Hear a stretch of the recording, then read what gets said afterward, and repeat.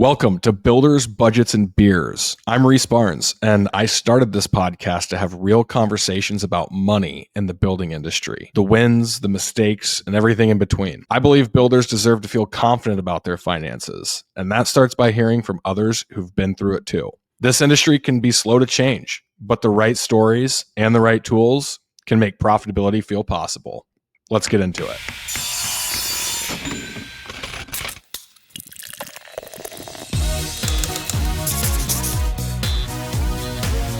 Alrighty, team. Mics are hot. We're live. Not live. We're recording. But I really appreciate both of you coming on Builders, Budgets, and Beers today.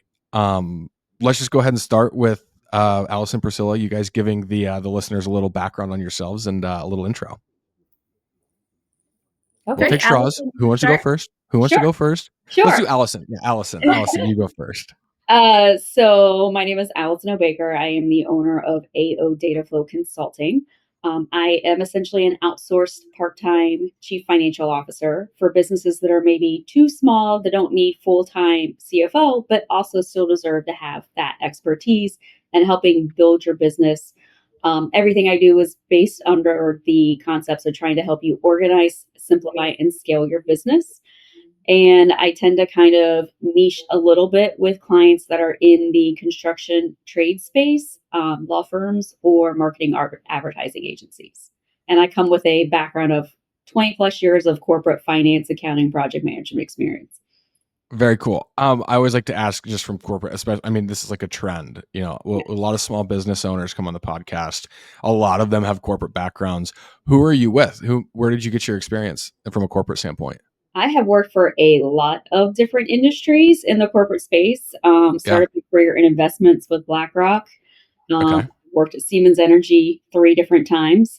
They kept letting me come back and try different roles. And so I have a wide variety there. And those are probably the bigger names that people may know. Okay, cool. So investments at BlackRock, Siemens a couple of different times. Very cool. I love it. Thank you. Priscilla, your turn. My name is Priscilla Thomasevich. I'm a CPA. I started my career out of college working for Deloitte, one of the big 4 accounting firms.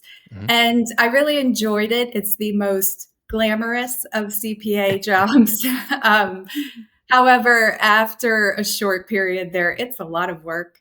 And I didn't feel that connection to people. You know, the owners of the business were stockholders. Sure. So I really wanted to get back to my roots, which was small business tax preparation that I had done before college and during college, and work with entrepreneurs. My husband is an entrepreneur. We own a construction company together, Thomasevich Construction here in South Florida. And so I really enjoyed that connection. So after a few years of working, for big firms and companies, I started my own practice. I've been in business since 2007, and now I specialize in tax reduction strategies as a tax planner. Yeah. Okay. So coming up on 20 years, congrats. And I can't imagine that you have a lot of builders that want to reduce taxes. I feel like there's not a lot of them out there. Right. Well, everyone wants to pay their fair share, but over time, I've seen a shift in what people think is their fair share. 100%. Right. Early in my career, it was a little bit of a different climate politically and, in the country. So now people are looking to take charge of their own finances, Totally. No, I love it. We've got a lot of lineup here. We've got some subject matter experts for sure. I love it. Okay. So let's go ahead and dive in. Allison, and just for the listeners here, obviously considering, we've got a fractional CFO, we've got a tax and CPA accounting expert here.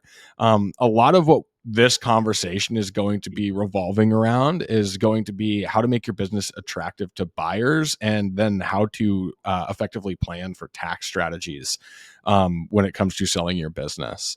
So I guess I'll just kick it off. Allison, I mean, like, what would you say is just, kind of the high level summary, the too long didn't read before we get into this, in terms of how builders should build their financial framework to sell. Yeah, exactly. So I come with the experience of working with a lot of companies that have been poised to sale or private equity ownership. So I understand what those potential buyers and valuations are looking for.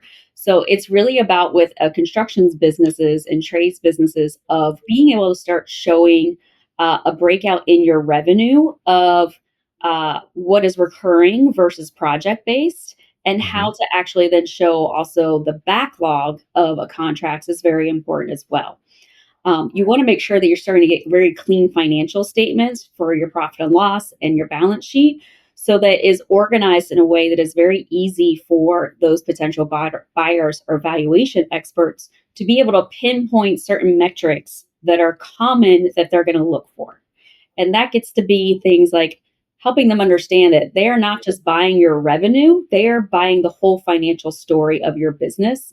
And where I come in is to help you not be your transactional accounting person, but help you understand how to reset those structures in the financial pieces of your business to make it ready for when your time is starting to get some valuation and buyer interest.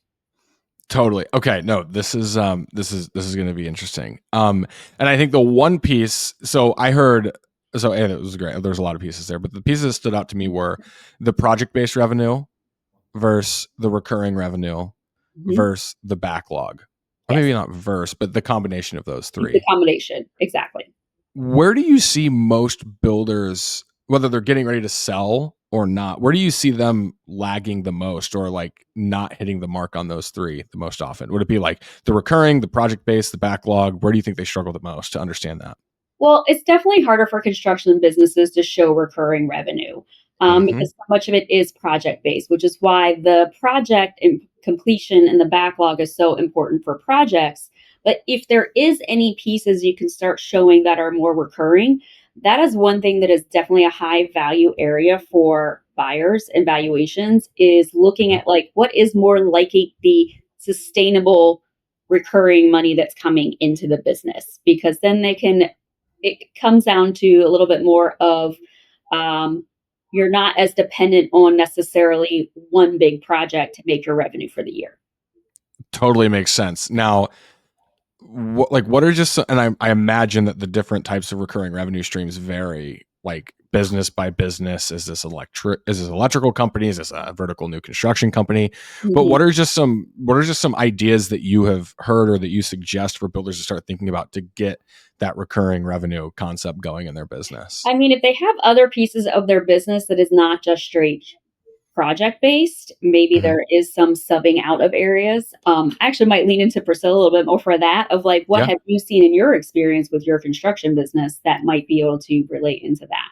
Yeah, like everything else, construction often comes down to relationships. We build relationships over time. So, for example, if you lock in with a franchise and they have an expansion plan for growth, then you might be the builder for the next 20 years, or at least, the current 5 to 10 year period, to sustain, to help them, build through that growth. So that's one way with relationships. And I think another really pinnacle area for general contractors is to have systems in place where the owner is not necessarily the critical person that must be there for things to continue. So as these relationships develop through franchises or otherwise, maybe property managers that give you a lot of good leads for work, or realtors or architects.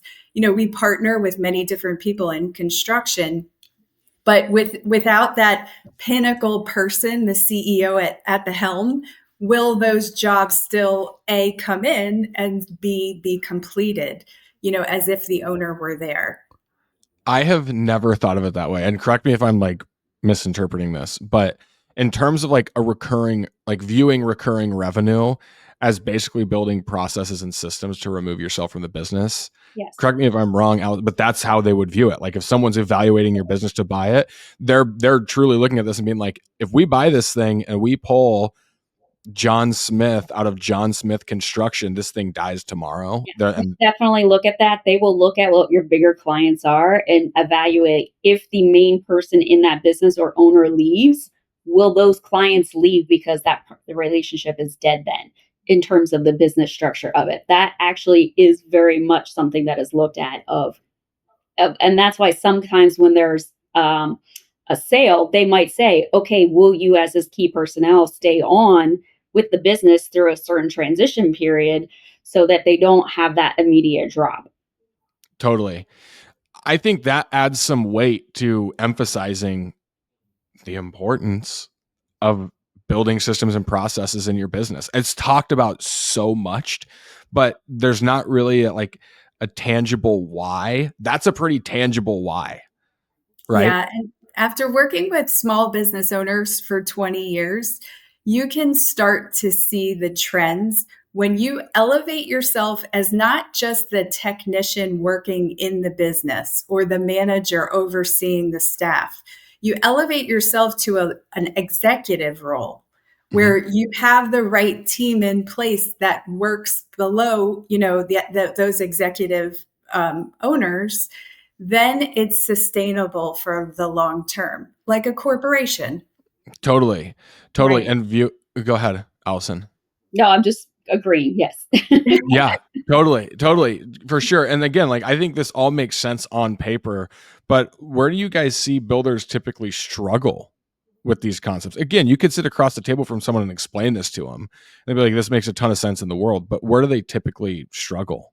Making that shift, that initial. Is it a mental shift? It's a mindset shift. Even in my own CPA firm, I was preparing taxes. So I had to make that shift that now I'm leading the team that prepares the taxes so that I can concentrate on reviewing the tax returns for planning opportunities. And similarly, a construction owner retains those relationships, but starts to fortify by mentoring, the next generation that's coming up, that's going to lead that team. And, you would do that if that were your son or daughter. You would do that naturally, right? So it's similar to that. Even if you don't have a family, that construction company that wants to continue without you, the employees that you have can fill those roles for you. 100%. Totally. Okay. So I guess even in what is your and your husband's construction company, Priscilla? What do you guys build? So Thomasevich Construction, we do both commercial and residential here in West Palm Beach County, Florida. And our residential is mostly luxury custom homes. So we just wrapped up a project on 2 acres with over 15,000 square feet, 4 separate buildings, a beautiful model home. We're getting the pictures ready for the website soon. And I'm going to be checking them out. That's for sure. It's really awesome. We also build some things on the water. Here in South Florida, we have a lot of water. So some additions to, very large homes already. And then on the commercial end, we do medical, professional, new construction. The office building that we're in is a new office park with 3 buildings, and we occupy 1. And restaurants and some franchises as well. Okay. So you guys are building just about everything. I love it. So yeah. Okay. So I can't imagine it just started that way. I can't imagine that. No, not at all. Technician to manager, and now to this, great development. Yes. Yeah, for sure. Okay. So and how long have you guys been in business? Since 2002. Yeah. Okay. Yeah. Cool. And so with that said, what was the learning curve from there? Just so the builders can assimilate and hear it from obviously a very strong accounting background. Husband and yourself are running a construction company. What was that learning curve like over that 25 years? It's truly been an amazing journey. We started literally mom and pop. Yeah. I had a tiny little office so I could meet tax clients. And, my husband was out in the field. He wore a tool belt. He, oversaw. Bags on. construction, and we made a living and we were happy. Over time, he got, opportunities to build bigger things. He needed more people. We utilized subcontractors a lot, of course, MEPs, mechanical, electrical, plumbing. Of course. And we fortified relationships. He always was really into the craft of building. And so his quality and his determination to get the job done, no matter what, we got a lot of work, quality work, completed, and people took notice of that. And after, fostering all these relationships over time, we really started to develop a bigger company and hire more people for the office. We had to move out of the little, space that we had. About 6 years ago, we got a bigger office, and then we outgrew that. So now we have our new office here in Lake Worth, Florida. Okay. I love it. Well, and Allison, so you mentioned that you two work together quite often. Yes. So our little backstory is Priscilla and I met earlier this year at a CPA women's conference. Okay. And I'm not even a CPA, but I practiced and we just immediately kind of bonded, and she was looking to be able to start offering some CFO services to her clients. And we have just now created this kind of, off paper partnership, and we are really enjoying the balance of what both of us bring to the table. It's been a great relationship so far. Okay. So you guys, I mean, this is still a new relationship for you guys. This is we're a year in, basically. Yeah. Okay. I wanted to ask because I was curious, in terms of a framework and what would need in place for, say, Priscilla and her husband to sell their business. What would that look like? Do you work with them on this type of stuff? Does Priscilla just have it, in the bag? Or I guess, how would you advise someone like Priscilla's company to sell? We're not selling. We're not for sale. Okay, that's a good one. Why not? Why not? No, my friend. Well, first of all, I have a 21-year-old son who's studying engineering. So he's ready to come in. Yeah, well, we want to let him go out and take his shot at engineering first. Totally. And see how that works out. But clearly there's a great connection with construction and engineers, right? So over time, our dream would be that our son, Nick, would, come into the family business. But ironically, we have a project manager named Nick who is also a great candidate for leading this company down the future. So I'm not sure a true, plus we're not that old. You're only a 20-year-old company. Yeah. Not about that. It's about what you want to do with the rest of your life. Exactly. Okay, here's the sales pitch. I'm ready, Allison. True. But this is a big part of our identity. And I bet a lot of listeners could agree with that as well. Totally. Well, and also for your son, my wife, she works for a large contractor, a lot of engineering. It's Kiewit. They do a lot of engineering stuff. So if he's looking for places, Kiewit's an awesome organization. Oh, awesome.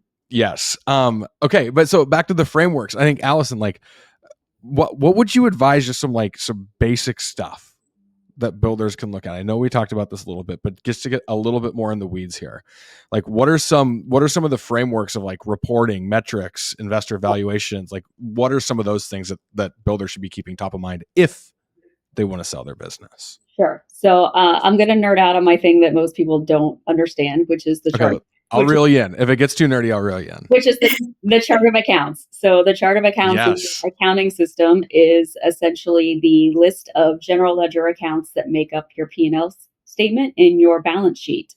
I very heavily... yes. I don't mean to ruin your train of thought. Yes. But we talk a lot about chart of accounts and cost codes and adaptive. Should builders be running their cost codes through their chart of accounts? Yes. Should they be tied to chart of accounts, or should their chart of accounts reflect their cost codes? I don't know if I have a strict opinion on that. Priscilla? Okay. What do you think, Priscilla? I'm sorry, repeat that? So instead of having just a singular, we'll call it cost of goods sold or cost of construction account, okay, should they have just one COGS account that their cost codes are mapped to? Or should Or should of construction, right? So we have divisions of construction, and we use 17. There could be, I think, up to 34 or something, but we use 17 for general construction, and we match revenue and expenses through the division codes. Great. Okay, so you're looking at like 17 line items or codes. Yes, on a job project basis. If you want to roll up your P&L, your profit and loss statement, then you don't want to bore the details there, the reader with the details there. So maybe you snap that up into one cost of goods sold. Yes. Yeah. Okay, cool. And that's where I was always curious, because I think there's a lot of conversation around chart of accounts. And I love that was like the first thing you brought up, Allison, because that is so important. And like we talk about chart of accounts, we talk about cost codes, and like just understanding like what information does a cost code give you versus what does a chart of accounts give you, right? Yeah. And how does everything play in tandem? Okay, I digress, but thank you. I wanted your take on that. Yes. So, and essentially it's like, it really is starting with that, like splitting out your revenue by like what is project versus, different types of things. You should not, if you're looking at your P&L and there's one income account and one cost of goods sold account, you're already failing in understanding the financials of your business. So you want to break those out in a way that gives you value in data and helps you see seasonality and trends, but not so deep that it is too onerous on the person actually doing the transactional accounting and categorizations.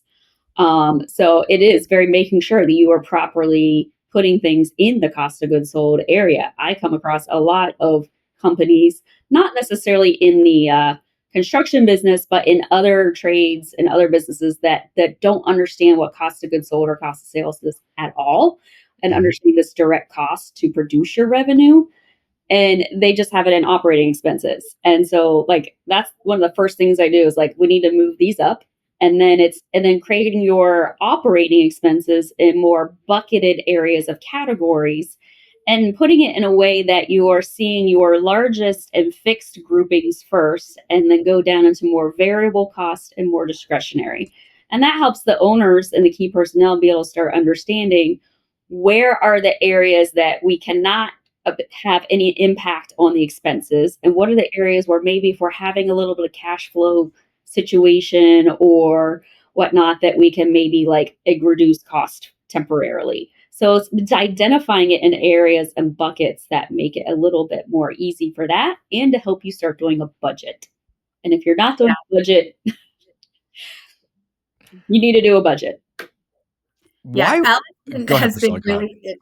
Allison has been really instrumental with the clients that we work with together in showing them how to differentiate between discretionary expenses that you could abandon if necessary or change versus fixed expenses and fixed costs that like rent that you're stuck with a contract, and so that's been really helpful. And we pair that with the budget.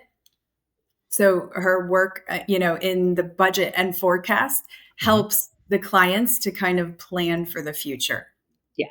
So, and I'll just say a couple more metrics and then throw it over to Priscilla of then what I kind of help reset things in that way of the financial framework, help them understand gross margin by their service lines, help them understand EBITDA. EBITDA and gross margin percentage are two of the main numbers that a buyer is going to look at.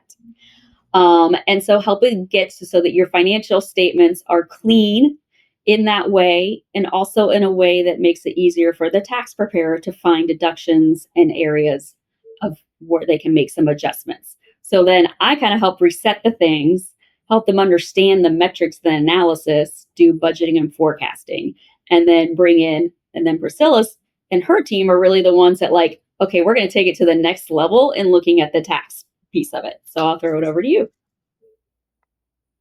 Yeah, so we take a look at your overall profit and loss, your tax returns, your balance sheet, to look for opportunities. What we really try to get to also is that I do a lot of listening to clients. I want to understand their goals for their future and where they spend their money. And then we try to determine, based on the information that they share with us, perhaps there's a place where money is going after tax that we could rearrange to become a tax deduction legally, of course, all within the confines of the IRS code. Mm-hmm. But for example, if you're paying medical expenses outside of your tax deductions, because in many situations they're not deductible or they're not useful in a deduction, you can't reach the limit in which you need to reach to start deducting them. But there are some strategies we can implement at the business level where medical deductions for employees could be deductible. So, it could be something simple like that, or a more complex strategy. Sometimes the entity itself, the type of entity you have, an S Corp, a C Corp, a partnership, they all have pros and cons. And there's so much nuance in tax, meaning whatever works for you and your business may not be the exact situation for your neighbor or even your business partner. Sometimes, a business partner has a spouse who earns significant income, or they have losses that you don't have. Whatever it is, everyone's, different, customized. And so we try to understand your particular situation, and then how does the tax code work best for you? Why does it have to be so confusing? I've spent my whole career trying to figure that out. Right? I don't write the law. I certainly would never write something so confusing. Right? I'm just like, gosh, why? Like, I mean, I feel like there's just like a lot of like small businesses out there that would just be like, can you just tell me what I need to do?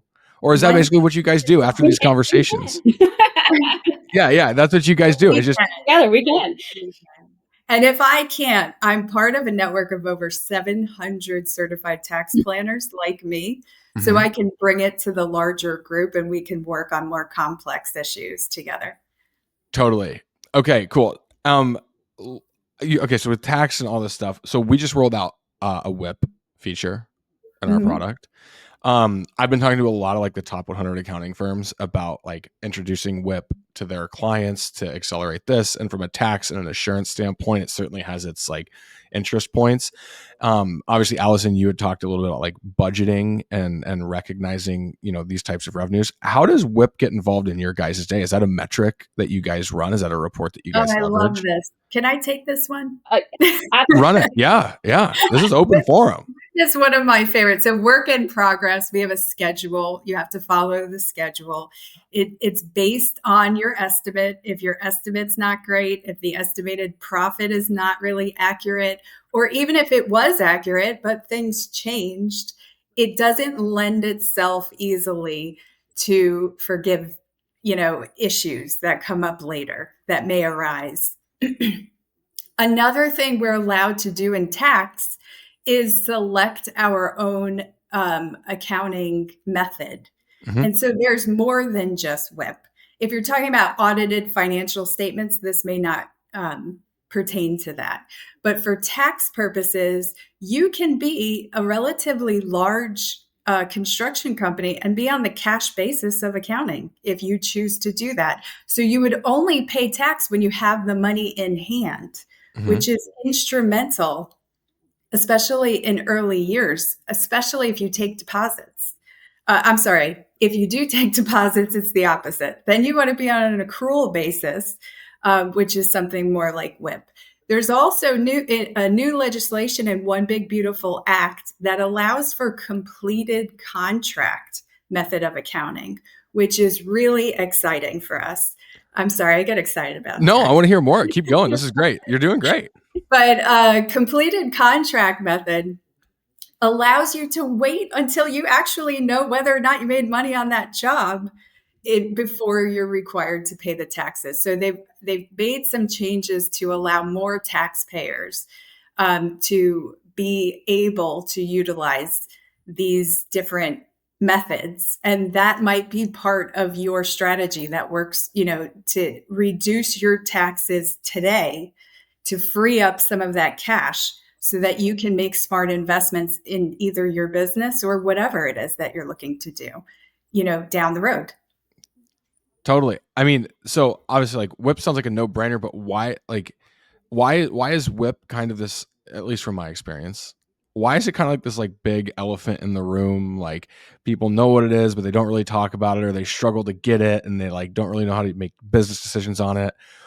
Where do you see builders struggle with WIP?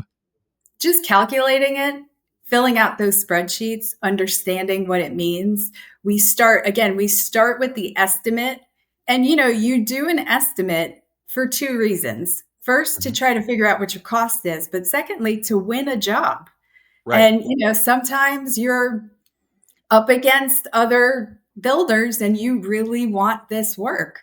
And, sometimes your estimate's not the greatest, but you think maybe down the road there might be some change orders, we could pick up a little profit, or whatever happens. So but we're stuck to your original estimate and your profit margin from that estimate. So it's generally accepted accounting principles that requires that. So that's our standard when I said for audited financials for CPAs. Okay. But again, for tax, you have different options. And even what Allison does is more of managerial accounting, which is for the management of the business. So we could report within the company on a different basis so that we really see things clearly. And then we only comply with audited financial statements or tax returns on a different method. Okay, so I guess how do you leverage WIP, Allison, or do you in your world? I don't too much, because this is why Priscilla and I work so well together, is because I'm definitely more of the visionary, strategic, and the setting the framework and the budgeting nerd. Okay. Where she is that actual like transactional accountant and tax strategy person. So that's just why like I'm not necessarily looking at WIP too much. I'm helping figure out where are your goals and where are we trying to get to, and let's build you an operational budget, but then also let's put in some stretch goals of where you're trying to go, and then helping on a repeated basis of doing some reporting and visually showing and giving the advice on how we're getting there. Totally. Okay. Well, and so maybe that was short-sighted on my end. Like when you had mentioned budgeting, kind of to Priscilla's comment, is like with estimating, right? Like how much of that is like of budgeting is estimating, at least in the construction world. When you talk about budgeting, like let's give the listeners a little bit more detail in terms of what that actually looks like. And like when you say operational budget, like what is, when you sit down with a new client, what does that look like, establishing that budget? Yeah, I mean, obviously it depends on the industry. It's very industry specific. We'll talk about construction. Let's focus on construction. Yeah. But I mean, like, so for the construction side, it really is kind of like mapping out. One of the construction companies I work with, they're still on a newer end, and they are very dependent right now on when they get, the upfront from the bank to be able to start a job. And then we're looking at whether they are taking profits throughout or whether they have to wait towards the end. So we kind of just talk through what does that look like, and kind of mapping out what we think the start time is going to be, how many months would that be, what type of other profit sharing payout may there need to be along the way, kind of estimating then from their estimation tools of what is the direct cost as well. So we kind of layer it like that and try to be a little bit conservative in what we're putting in. And then it's really then where we can make a little bit more of a tangible adjustments is in the operating expenses area of how much is the salaries, how much are we spending in certain other areas of professional fees or marketing and advertising for the business, and really kind of helping them understand in those areas what is the percentage of sales that you are budgeting towards those areas, and are those in the benchmark areas of where your business should be. So like biggest thing is always marketing and advertising. If you are in whatever business cycle you're in, if you're in growth mode, that's a different set of percentage that you should be spending in marketing and advertising to be bringing in more revenue and pipeline for the Totally. Okay. What are some other, like, so marketing and advertising for sure. If you're trying to grow your business, you're going to invest more there. What are some other areas that builders should consider based on the season of business they're in? Those are some of the bigger ones. You want to also make sure that you're not spending too much you want to spend some on professional fees, right? You want to make sure that you are set up with people who are helping you drive business. But if you're hiring consultants, and I will say this even for myself, I try to present myself in a way that I am not a cost center for you. Turn myself into a profit center. There's one client that I started recently working with a couple months ago, different industry, but in the span of 2 months of working with them, those 2 months of what we originally budgeted for them in revenue, they surpassed it by like $30,000. So I'm like, right there, I'm already paying for myself in value. And Totally. it's hiring people that are going to be that piece of you that are an investment in your business that you're going to get a return on. Totally. Go ahead, Priscilla.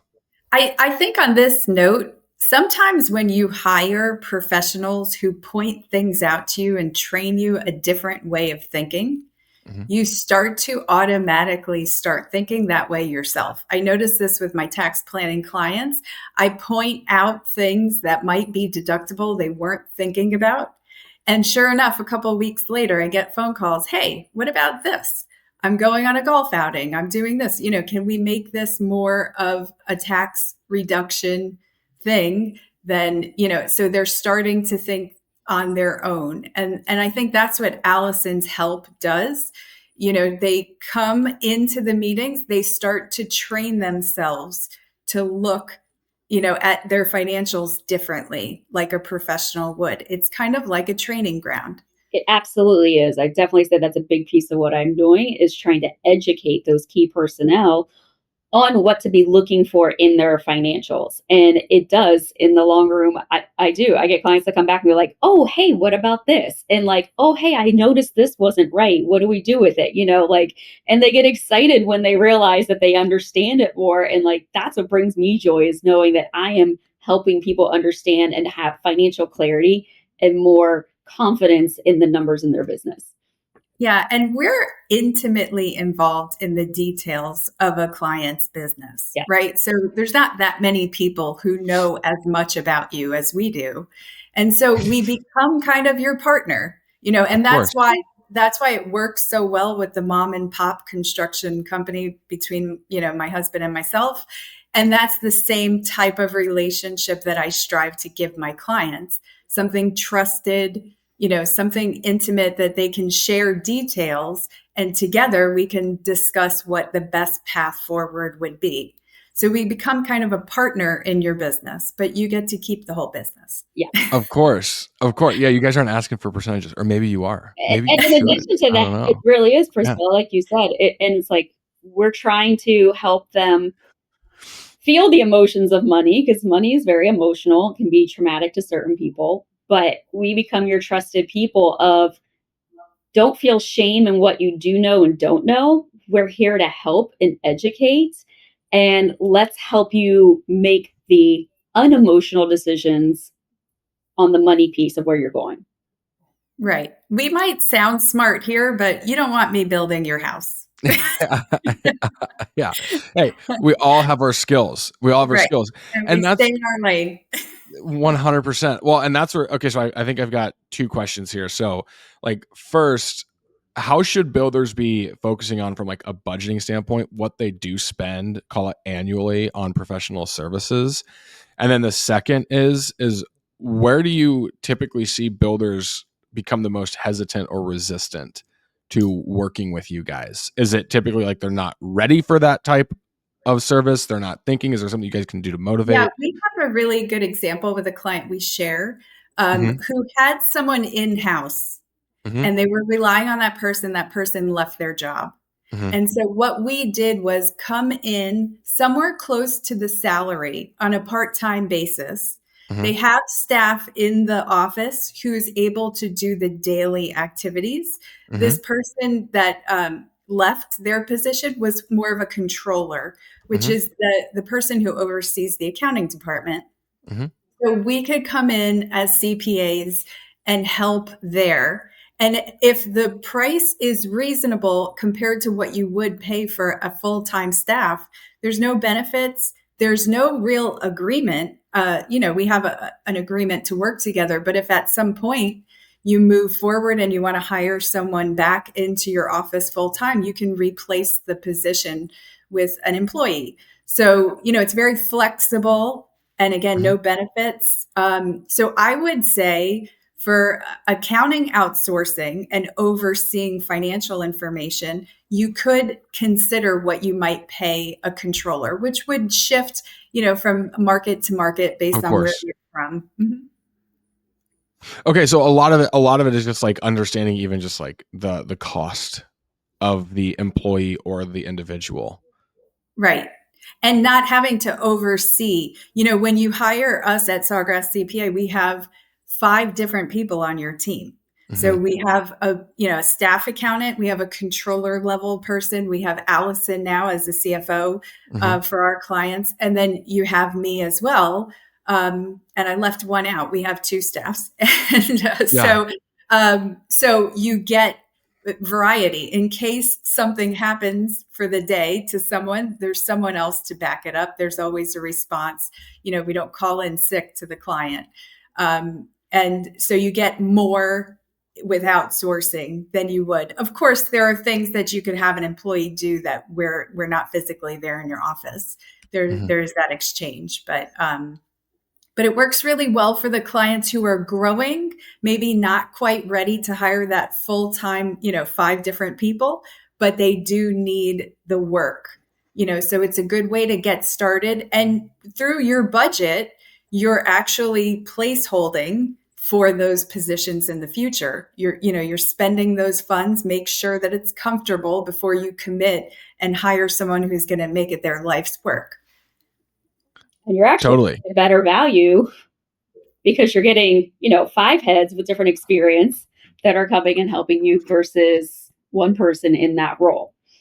Right. And overseen by a seasoned professional, and that I find my clients to be excellent business people in the field. They have good operations. They know how to run their business. They know how to make money, no doubt. But the financial part is often not for them. And that's okay. We kind of speak both languages and we translate what the numbers mean. The numbers literally tell us a story. The reason why Allison and I clicked was because she came to my office, I opened the screen with numbers, and she explained to me what that meant. And I said, "You are awesome." Thank you. I love it. I just need you to do my taxes and find me more savings. Yeah, exactly. Yeah, actually, I think I need my taxes need to be done still too. So if you're taking people, hello, we're at September 10th today. I know. Wait, is it September or October? When is it? When are they due? The individual filing deadline is October 15th, but we're still within, Yeah, we still got several days. Time. Yeah, we've got time. We got time. Okay, cool. So I think it's like a really strong case, of course. I think in terms of like the budget that they should allocate for this, and I say this because I think, of course, like you mentioned, Priscilla, the more like the intermediary role of like a business that's growing but might not be able to build out the whole team or doesn't need the team. But I'm even thinking like even from like an advisory standpoint or just a service standpoint, how do you advise your customers to think about building in professional services into their budget and what's reasonable for them to consider? Like a software, it could be anywhere from like 1% to 5% of their overall budget could be allocated to software cost. Right. I didn't know if you guys had a number or a suggestion for them to consider of like what's reasonable. I'm not sure. Yeah, I'm not sure it works quite like that. I think for us, especially if you have payment applications, AIA documents, you need a professional to help you with those types of documents for your billing rather. Yeah. And so, if you have those bases covered in your office, that's great. If you don't, those are really important things that will hold you back from earning the money that your potential that you're able to do. So the way that we approach things, particularly with tax reduction, is that we look at the value we're bringing to the table. And like Allison said, it must be an investment. If I can't save you any money in taxes, well, then I'm not really worth a whole lot. Right. Yeah. So the value comes from when there's the connection and we can do something to save you significant amounts of tax. And then our services pay for themselves. Yeah. Okay. Have either of you seen Adaptive, our product? I attended the SEBC last year and I met you and I did see it. I really enjoyed Wait, it. we met. I apologize. Last year. It was I apologize. 2024. Yeah, up in Orlando. We went for the Okay. day. Great. I asked just because like when you're talking about like AIA, like I'm just like we just rolled out like AIA. You just rolled it out because last year was my first question. Yeah. Do you have that? Yeah, we do now. Because that's what we talked about when I met you at this year's SEBC. Was like, I'm looking for a software that has that for one of my construction clients. They don't need it yet, but I wanted to see what it was going to look like in the future. Okay, well, we'll show you guys. Yeah, we'll bring it back around. We'll bring it back around because we definitely have it now. And to your point, it's a huge challenge to do all these things. But that's just like it's one of those. It's like a piece of the puzzle that prevents you from getting to where you actually need to be from a tax prep standpoint, from a CFO advisory standpoint. It just gets these individuals, you guys, the information that you need to provide higher level service. Yeah. Guys, this was a great episode. What would you leave the users with? Just a little you left them with a lot, but what's just like one piece that you would leave them with, or you would highlight, emphasize, urge them? How can they find you? We'll wrap it up with that. Well, you can find me at aodataflow.com. AO, not AO. It's like AO. It's not AYO. It's A. AO. A. So my name is Allison O. Baker. So it's there we go. A as in Allison, O as in O Baker. Yes. Flow. Yes. And if you are if you are ready to take that next step of wanting to really understand the finances in your business and figure out how to get to the next place, right? I'm the good person to bring in when you are thinking you might want to sell in the future, or you really just want to understand where you're at and understand your numbers in more, tangible terms. That's where I can provide the value of helping you understand that and get to that place. Great. Beautiful. Priscilla.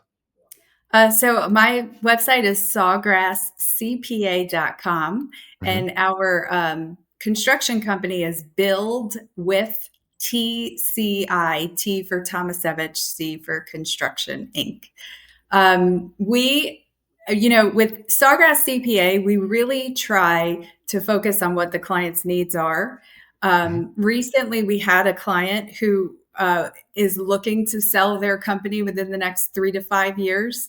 And so we took an approach reviewing their tax returns, looking for strategies. And even without selling, we were able to reduce their taxes by $200,000 over the next year, right? And then these changes that we would make would fundamentally change the way they're being taxed. There are different strategies where we shift income to lower brackets. We look at their entity selection. That method of accounting could be quite a powerful tool.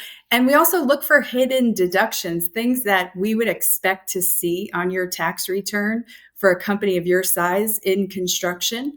And we don't see those expenses. So, what happened? Perhaps it's so hard to keep great employees, isn't it? Maybe you could add employee benefits. Of course, there will be a cost, but the tax savings might reduce the cost. There's even small business tax credits for some employee benefit plans. So we take a look at that. And then if this client does sell, we have another strategy that will help them reduce the cost of the tax cost of selling by up to $2 million. So we're not talking about small things. We're talking about huge changes that we can make. You might be able to step away from your business almost tax-free. And it's just a matter of getting in front of it and planning, just like the building process. If you don't have great plans by a great architect who responds to your review comments quickly, then the whole thing falls apart, right? So you could have great intentions, but if you're just shooting from the hip, it's not going to work, for the long term. But what we do is a proactive approach to get ahead of that. And we've seen excellent results. Our clients are really happy. I don't know why people wouldn't talk to you guys. I mean, these are big numbers. These are important things. I mean, I can just only imagine there's a builder out there just being like, I have no idea what this means, but I know that I need to talk to these people. Like, cause this is so important. This is huge. Cool. Well, I appreciate you guys jumping on. This was great. Everybody, we will be posting more of this on Instagram. We will be posting where to find Allison and Priscilla. I appreciate you guys for hopping on. Thank you so much for taking the time out of your day. Thank you. Thank you. Yeah, you're a great host. You made us very relaxed. It was a pleasure. I appreciate it. Just warm conversation. What's that? We have to cheers with our beer, but okay, yeah. I've gotten worn out enough about this for not having beers. Yeah, I've got my Yeti mug. Cheers, you guys. Yeah, we need to bring the beers back. But yeah, I don't know when I'm going to be in. I think I'm going to be for what the International Builder Show is in Orlando. I think this year. Yes, it is this year. We went to Vegas last year. I don't know if you were there. Yeah, we were there. Well, actually, that was earlier this year, 25. Yeah. Well, we're splitting hairs at that point. It's already next year. We're already talking about next year. I'm already doing for next year, so yeah. Yes, yeah, exactly. That's going to be excellent. That Orlando venue that they're having it at is a great place for a conference. So I'm excited. Well, we'll have to get beers there then. We'll have to get beers there and actually cheers if you guys are going. I imagine you are. Absolutely. Cool. All righty. Well, I appreciate you guys. I'll let you get back to it. And thanks for jumping on. Thank you. All right. Thanks, Reece.